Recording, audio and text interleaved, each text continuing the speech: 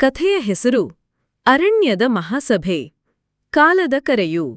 ದೂರದ ದೊಡ್ಡ ಅರಣ್ಯದಲ್ಲಿ ಎಲ್ಲ ಪ್ರಾಣಿಗಳು ಸಂತೋಷದಿಂದ ಬದುಕುತ್ತಿದ್ದವು. ಆದರೆ ಕೆಲ ತಿಂಗಳುಗಳಿಂದ ಗಾಳಿ ಬದಲಾವಣೆಯಾಗಿದೆ. ನದಿಗಳಲ್ಲಿ ನೀರು ಕಡಿಮೆಯಾಗುತ್ತಿದೆ. ಹೂವುಗಳು ಒಣಗುತ್ತಿವೆ.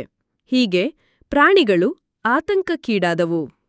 ಸನ್ನಿವೇಶದ ಚಿತ್ರವಿನ್ಯಾಸ 3D ಕಾರ್ಟೂನ್ ಶೈಲಿಯಲ್ಲಿ ಬೃಹತ್ ಕಾಡು, ಹಸಿರು ಮರಗಳು, ನದಿ ಮತ್ತು ಹಲವಾರು ಪ್ರಾಣಿಗಳು ಕುಳಿತಿರುವ ದೃಶ್ಯ. ಗಜರಾಜನ ಕರೆಯು.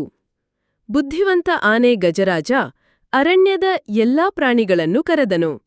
ನಮ್ಮ ಅರಣ್ಯ ಬದಲಾಗುತ್ತಿದೆ, ಏನಾದರೂ ಮಾಡಬೇಕು ಎಂತನು. ಪಾತ್ರಗಳು: ಗಜರಾಜ, ಆನೆ; ಸಿಂಹರಾಜ, ಅರಣ್ಯದ ರಾಜ; ಹುಲಿಯ, ಚುರುಕು ಬೋಧಕ; ನರಿನಂದ, ಚಾಣಾಕ್ಷ; ಮೊಲಮಿಂಚು, ವೇಗದ ಸಿಣೆ; ಕಾಗೆ ಕೃಷ್ಣ, ವಾರ್ತಾಪ್ರಸಾರಕ; ಹಕ್ಕಿ ಹಂಸ, ಜ್ಞಾನವಂತ; ಜಿಂಕೆ ಜಾನಕಿ, ಭಯಭೀತ ಆದರೆ ಧೈರ್ಯವಂತ. ಚಿತ್ರವಿನ್ಯಾಸ: ಪ್ರಾಣಿಗಳ ಸಭೆ. ಗಜರಾಜ ಮಧ್ಯದಲ್ಲಿ ನಿಂತು ಮಾತನಾಡುತ್ತಿದ್ದಾನೆ. ಎಲ್ಲ ಪ್ರಾಣಿಗಳು ಆತನನ್ನು ಗಮನದಿಂದ ಕೇಳುತ್ತಿದ್ದಾರೆ. ಶತ್ರು ಗೊತ್ತಾಯಿತು. ನರಿನಂದನ ಗವಿಯಲ್ಲಿ ನಡೆದ ಸಂಶೋಧನೆಯಿಂದ ತಿಳಿಯಾಯಿತು, ಮನುಷ್ಯರು ಅರಣ್ಯದ ಅಂಚಿನಲ್ಲಿ ಕಟ್ಟಡ ನಿರ್ಮಾಣ ಮಾಡುತ್ತಿದ್ದಾರೆ. ಅವರು ಮರಗಳನ್ನು ಕಡಿದು ನದಿಗೆ ತಡೆ ಹಾಕುತ್ತಿದ್ದಾರೆ. ಚಿತ್ರವಿನ್ಯಾಸ: ನರಿನಂದ ಮತ್ತು ಮೊಲಮಿಂಚು ಗವಿಯಲ್ಲಿ ನಕ್ಷೆ ನೋಡುತ್ತಿದ್ದಾರೆ. ಹತ್ತಿರದಲ್ಲಿ ಗಜರಾಜ, ಸಿಂಹರಾಜ ಹಾಗೂ ಕಾಗೆ ಕೃಷ್ಣ ಇರುತ್ತಾರೆ. ಗೂಢಚರರ ಸಾಹಸ.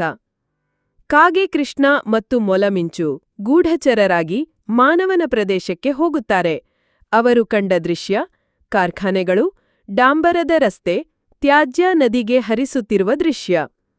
ಚಿತ್ರವಿನ್ಯಾಸ: ಮನುಷ್ಯನ ನಿರ್ಮಾಣ ಕಾರ್ಯದ ಚಿತ್ರಣ. ಹತ್ತಿರದಲ್ಲಿ ಮರ ಮುರಿದ ಕಾಗೆ ಮತ್ತು ಮೊಲ ಉಲಿಯುತ್ತಿದ್ದಾರೆ. ಪ್ರಾಣಿಗಳ ಪ್ಲಾನ್.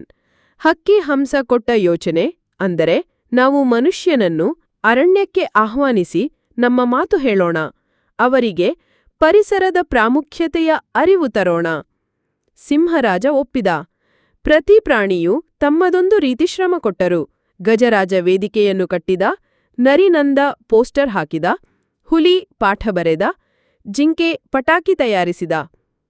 ಚಿತ್ರವಿನ್ಯಾಸ: ಅರಣ್ಯ ಮಧ್ಯದಲ್ಲಿ ದೊಡ್ಡ ವೇದಿಕೆ, ವಿವಿಧ ಪ್ರಾಣಿಗಳು ತಮ್ಮ ತಮ್ಮ ಕೆಲಸಗಳಲ್ಲಿ ತೊಡಗಿರುವ ದೃಶ್ಯ. ಮನುಷ್ಯನ ಜೊತೆ ಮಾತುಕತೆ.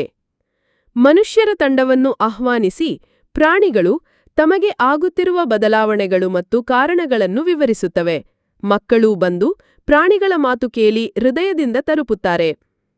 ಚಿತ್ರವಿನ್ಯಾಸ: ಮನುಷ್ಯರು ವೇದಿಕೆಯಲ್ಲಿ ಕುಳಿತು ಗಜರಾಜ ಮಾತನಾಡುತ್ತಿರುವ ದೃಶ್ಯ.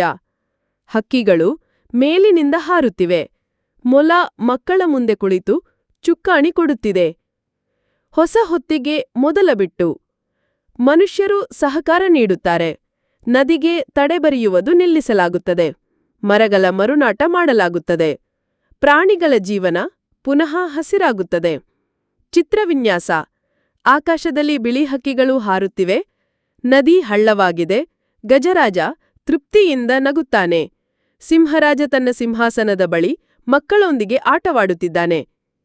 ಕಥೆ ಉಪಸಂಹಾರ.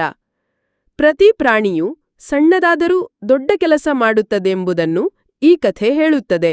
ಸಹಕಾರ, ಪ್ರಾಮಾಣಿಕತೆ ಮತ್ತು ಪ್ರೇಮದಿಂದ ಎಲ್ಲದರ ಬದಲಾವಣೆ ಸಾಧ್ಯ.